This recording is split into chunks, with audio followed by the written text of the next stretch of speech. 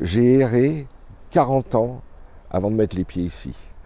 À l'âge de 40 ans, je suis venu pour la première fois de ma vie en Israël. Mais le jour où je suis venu, alors après, je ne suis pas resté 6 mois sans venir. C'était d'une chaleur, d'une humanité, un peuple d'une intelligence. On soigne quelqu'un ici de 90 ans comme s'il avait 20 ans. C'est inestimable le respect et l'attention et la tendresse qu'on a pour nos vieux. Ici, on a l'impression de vivre dans une grande famille.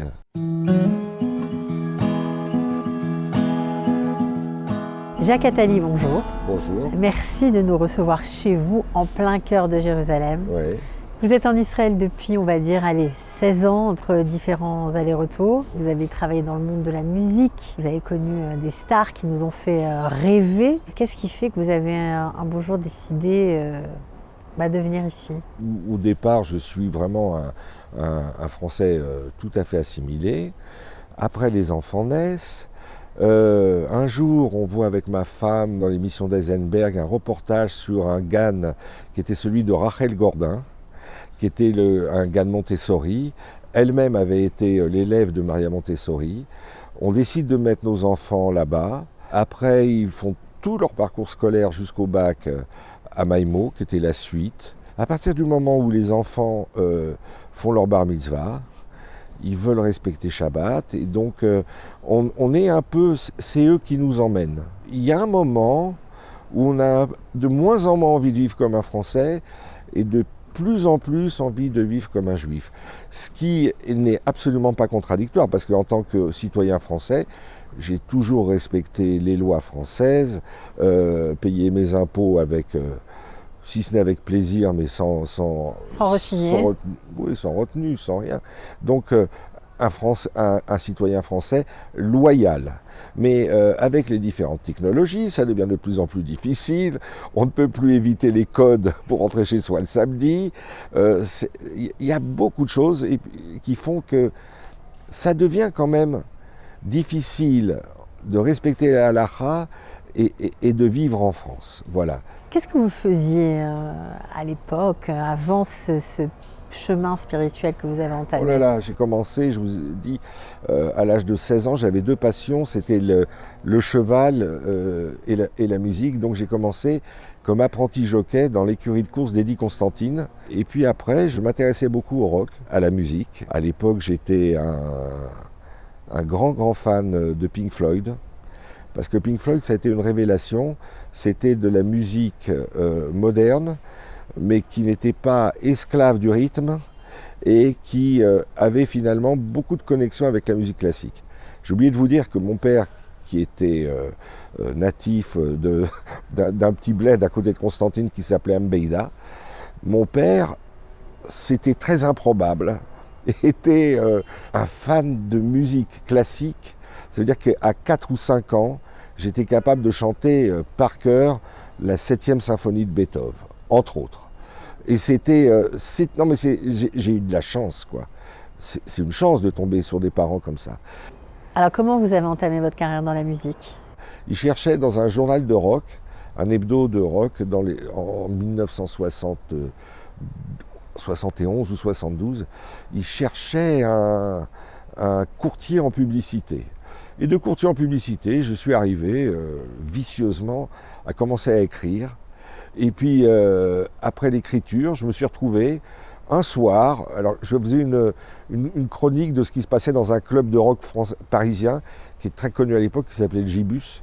Je suis arrivé là-bas, et puis le directeur artistique, qui était un mec très sympa, me dit « Ah, ce disque jockey, il est nul, si j'en avais un autre, je le vire tout de suite. » Je dis « Moi, ça m'intéresse. » J'ai fait ça pendant 2 ans, formidable. On a un succès auprès de la gente féminine incroyable. Et là, j'ai rencontré le PDG de cette boîte, qui était son fondateur. C'était un monsieur qui s'appelait Léon Kaba, qui était une personnalité extraordinaire. Il était arménien.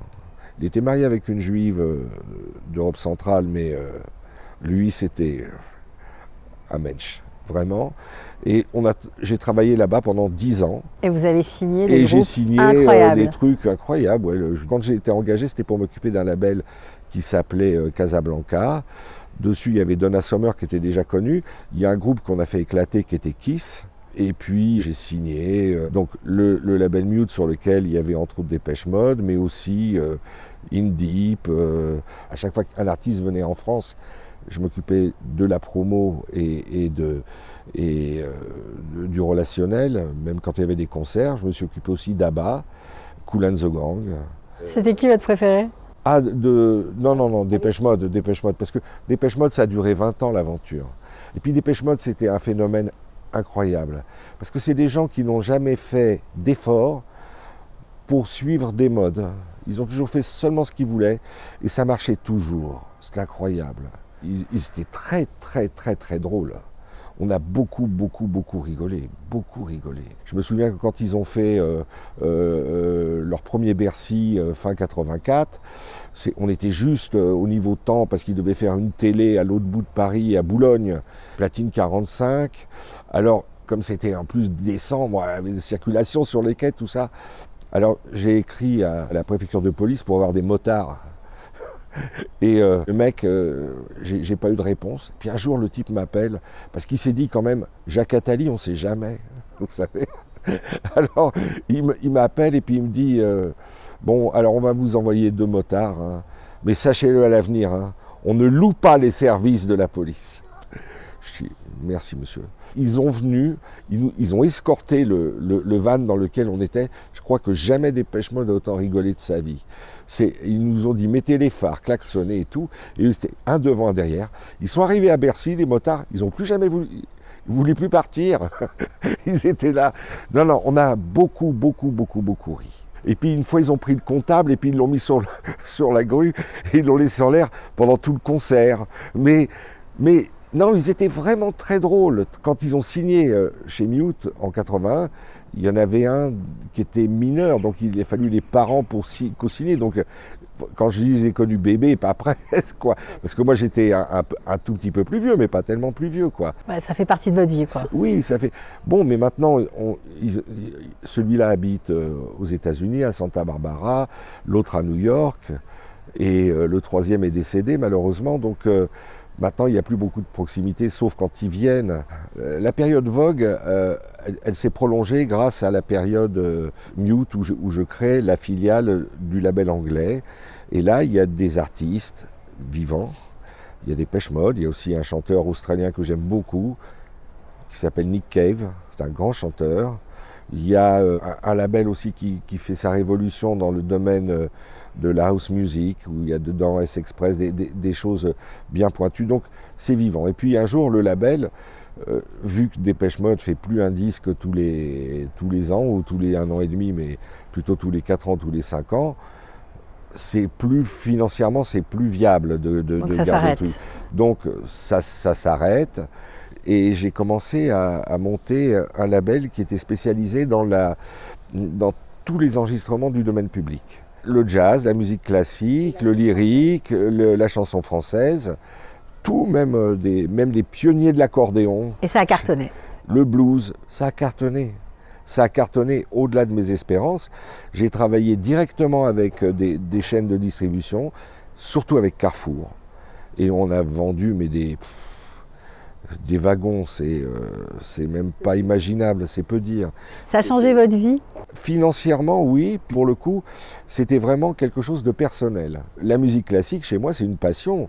Vous voyez, je reviens à mon enfance et quand je dois choisir faire un disque sur les plus grands pianistes, Rubinstein, Kempf, Arao, etc., c'est des gens que je connais depuis que je suis gosse, quoi. Donc, c'est pas pour moi Xifra, tout ça, c'est des choses qui me parlent, quoi. J'ai toujours essayé de faire des disques que j'aurais eu envie d'acheter, moi. Voilà.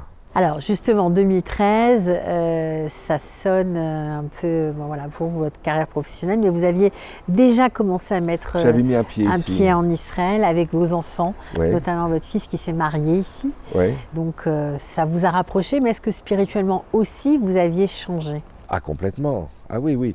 Oui, parce que jusqu'à 2013, à partir du moment où je commence à m'installer 3/4 de temps, en 2008, là, je me rends compte que c'est le pays des Juifs. Ça veut dire que quand on est le jour de Kippour, c'est pas comme en France où quand on sort de la synagogue, on passe entre les gouttes.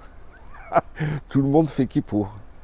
Quand on est à Rosh Hashanah, on voit tout le monde en blanc qui se dirige vers la mer pour faire tachlir. Manger kasher, c'est pas difficile.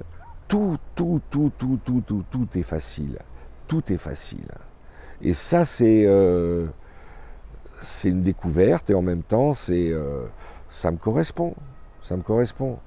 Et puis, j'ai un amour pour Israël. Vraiment, un amour. J'ai erré 40 ans avant de mettre les pieds ici. À l'âge de 40 ans, je suis venu pour la première fois de ma vie en Israël. Mais le jour où je suis venu, alors après, je ne suis pas resté 6 mois sans venir.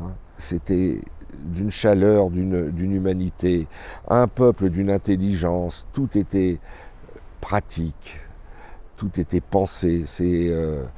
Et je ne supporte pas les gens qui disent du mal d'Israël. Alors ça, c'est récent, mais j'ai du mal. Alors vous parlez d'humanité, ça revient souvent dans vos réponses. Oui. Ça veut dire quoi pour vous? Mes parents étaient venus pour le mariage de mon fils en août 2008. Mon père attrape une pneumonie, une double pneumonie. Ça se passe très mal. Il le soigne de façon un peu désespérée parce qu'il a 90 ans. Mais il se trouve que leur désespoir paye puisqu'il le tire d'affaire. Et il n'est pas transportable. Donc avec ma mère, on se dit écoute, on est bien ici, on va faire des fêtes. Et puis dans 3-4 mois, quand il ira mieux, on rentrera à Paris. Et puis pendant les 3 mois qui se passent, il y a une chaleur et tout. Et puis au bout de 3 mois, ma mère me dit, tu crois pas que maintenant on pourrait rentrer et tout? Je dis oui, on pourrait rentrer, mais pourquoi? Quand on est à Paris, rue Le Courbe, tu vas voir, t'appelles le médecin, tu lui dis regardez, il a ça ici, il te dit à son âge, à son âge. Est-ce qu'ici, tu as entendu un médecin dire à son âge? Non, parce que on soigne quelqu'un ici de 90 ans comme s'il avait 20 ans. C'est inestimable le respect et l'attention et la tendresse qu'on a pour nos vieux. Ici, on a l'impression de vivre dans une grande famille. C'est ça que j'ai comme impression. Le contact est facile. Même quand un type il est derrière vous et puis vous avancez pas assez vite, il vous klaxonne et tout, il vous fait des grands gestes et tout, il passe à votre truc et tout, et vous baissez votre carreau, vous dites pour aller là et tout. Il est gentil, il a déjà oublié, il vous aime. Écoutez, je vais vous raconter une petite anecdote. J'avais un copain à moi qui habitait Ranana. Un jour, il se téléphone à des copains et tout. Il dit ouais, tu ferais pas un barbecue avec du poisson, avec des sardines? Il dit oui. Il dit attends, j'ai un pêcheur à Ashdod, je vais l'appeler. Il l'appelle, il lui dit t'as des sardines? Il dit oui, j'en ai je dois avoir un carton de 20 kilos. Il a dit tu les mets de côté, j'arrive. Il prend la voiture, il prend les 20 kilos de sardines, il rentre. Sur le retour, sur l'autoroute, il y a une voiture qui le frôle, qui lui arrache les rétroviseurs, qui lui prend un peu l'aile, et puis le pare-choc. Il appelle son assureur, il lui dit il n'y a pas de problème, tu l'amènes un truc, l'expert va venir. L'expert vient et lui dit alors, tu as le pare-choc, tu as le rétroviseur, tu as l'aile et tu as le pare-choc gauche. Il le regarde, l'autre lui dit mais comment ça le pare-choc gauche? Il dit t'as rien fait à la droite. Il dit mais tu fais, il t'a rien fait à la droite, le pare-choc. Donc il lui réparait que la moitié du pare-choc. Quand quelqu'un est capable de rire de ça, ben je pense que celui-là, il a l'amour d'Israël. Si Dieu m'autorise à vivre dans ce pays, c'est qu'il m'aime bien. Aujourd'hui, tout le monde est là? Non, j'ai un fils toujours à Paris, malheureusement. Ouais. Avec ses enfants et sa femme. J'espère qu'un jour... Mais votre fille est là? Ma fille est là, oui. À Bnei Brak. Ah oui, elle est un peu... ayatolette. Non, elle est gentille. Mais ayatolette quand même. Et pourquoi Jérusalem? Il y a quelque chose à Jérusalem de particulier. Vous avez vu sur la place là, qui est à quelques centaines de mètres, c'est la place qui est dédiée à un poète israélien. Et il y a une phrase qui est issue d'un de ses ouvrages qui est absolument magnifique. Jérusalem est une ville portuaire dans la baie de l'éternité. Voilà. Et c'est un peu ça, il y a quelque chose. Il y a un climat, il y a une végétation, il y a des odeurs. C'est à part Jérusalem. Vous étiez plutôt branché sur Netanya au début? Netanya, c'est une ville facile pour un Français. C'est facile tout court, c'est facile, il y a la mer, on a trouvé un appartement qui est très beau, qui est sur la mer. Moi, j'ai besoin de la mer. Navigateur, ça c'est ma dernière passion, mais qui dure quand même depuis 40 ans. Hein. Et donc moi j'ai besoin de la mer, et là il y a la mer. Le grand luxe, c'est de pouvoir avoir les deux. Ça c'est mais on ne peut pas choisir entre son père et sa mère. Bon, c'est pareil. La retraite en Israël, c'est plutôt sympa? J'ai quand même écopé d'un job très intéressant depuis que je suis à la retraite, que je ne connaissais pas et dont je ne vais pas du tout me plaindre. C'est le job de grand-père. Grâce à Dieu, j'ai en Israël 4 petits-enfants qui vont les 4 dans des écoles différentes. Donc le jour où on fait le ramassage et tout, c'est un job à plein temps. Et puis ils grandissent, et puis ils ont des attentions différentes, et puis c'est passionnant. Je suis très fier d'avoir des petits-enfants israéliens qui parlent le français comme l'hébreu et l'anglais couramment, qui se sont parfaitement intégrés, qui ont l'amour du pays. Même ma belle-fille, au départ, c'était difficile pour elle, la pauvre, parce que toute sa famille est restée en France. Bon, maintenant, Dieu merci, elle a ses parents qui sont arrivés, mais c'était difficile au début. Malgré tout ce qu'on a vécu, vous avez foi en l'avenir d'Israël? Je suis croyant, madame, donc j'ai pas beaucoup peur. Non, c'est vrai, parce que on a vécu des choses terribles, mais même, je veux dire, au début, même pendant la guerre d'Iran, où c'était quand même assez chaud, j'ai pas eu peur. Inelo Yanum Velo Yishan Shomer Israël. Quand même, écoutez, regardez, avant la guerre d'Iran, ils avaient fait des projections, le ministère de la Défense israélien, il tablait entre 800 et 6000 morts pour la guerre d'Iran. On finit à 39. C'est 39 de trop. Mais il faut quand même être reconnaissant. Écoutez, franchement, ce pays, c'est le bon Dieu l'actionnaire principal ici. Il faut être réaliste, quoi. À quoi ça sert, les gens qui sont en colère contre le bon Dieu, etc. À quoi ça sert? C'est lui le patron. Si vous ne pensez pas que tout ce qui se passe ici, c'est sa volonté, bon, c'est une façon de voir les choses. Moi, j'en suis sûr. Maintenant, il y a des gens qui sont peut-être moins touchés par la grâce ou par la bêtise. C'est pas... Non, il ne faut pas vouloir absolument que tout le monde pense comme vous. Mais moi, je pense comme ça. Bon, en tout cas, pour vous, c'est sans regret? Ah non, si, un seul. Pas être arrivé plus tôt. Mais j'aurais pas pu professionnellement faire... Les choses viennent quand elles doivent venir. Mais il faut accepter quand même une certaine dose de choses qui sont au-delà de vos possibilités, au-delà de votre contrôle. La santé, c'est pas sous votre contrôle. La vie, c'est pas sous votre contrôle. Il y a des choses comme ça. Les gens que vous rencontrez, c'est pas obligatoirement sous votre contrôle. Mais l'Alia, oui, quand même. L'Alia, oui. Mais là aussi, je crois qu'il y a un moment propice. Et ça, c'est créé par tellement de choses.